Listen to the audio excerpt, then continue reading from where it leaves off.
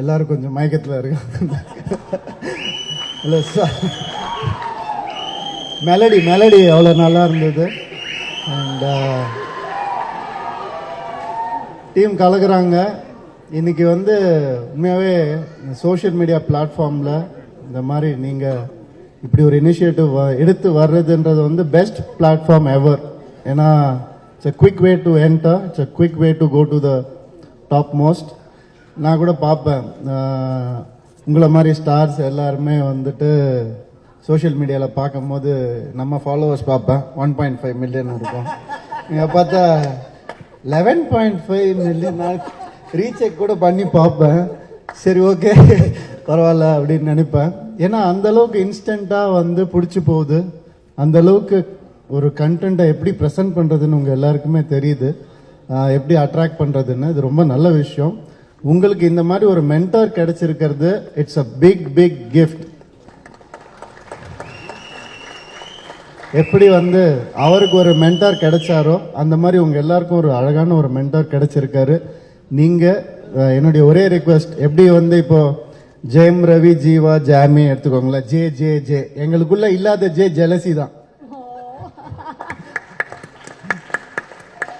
அந்த மாதிரி நீங்களும் உங்களுடைய ஃபெலோ என்டர்டெய்னர்ஸை வந்து என்கரேஜ் பண்ணுங்க, ஹெல்ப் பண்ணுங்க. ஏன்னா இங்க எல்லாரும் ஒரே இண்டஸ்ட்ரி தான்.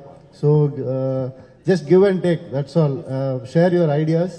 அண்ட் ஈஸியாக நீங்கள் நினச்சா, இந்த குரூப் நினச்சா பார்க்கும்போது அந்த வைப் நமக்கு வருது, எங்கேயோ போகலாம். அண்ட் நாங்கள் எல்லாம் உங்களுக்கு இருக்கோம், அவங்க எல்லாம் உங்களுக்கு இருக்காங்க. ஸோ அதே மாதிரி தான் ஜீவா வந்து ஜீவாக்கு வந்து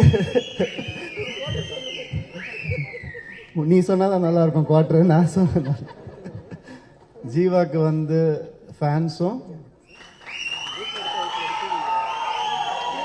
ஃப்ரெண்ட்ஸும் எப்பவுமே இருப்போம்.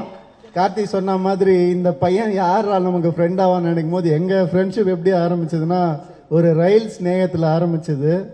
ஜெயம் ஷூட்டிங் அப்போ தான் அவர் படமும் முதல் படம். அவருக்கும் ட்ரெயினில் தான் ஷூட்டு, மாற்றி மாற்றி ட்ரெயினில் ஷூட் பண்ணிட்டு இருப்போம். எங்களுடைய நட்பு ட்ரெயின் ஸ்நேகமாக மட்டும் இல்லாமல் இன்னைக்கு நாங்கள் ஒரு நல்ல நெய்பராக இருக்கோம், நல்ல ஃப்ரெண்டாக இருக்கோம், ஒரு ஃபேமிலியாக இருக்கோம்னு நினைக்கும் போது ரொம்ப சந்தோஷமாக இருக்கு.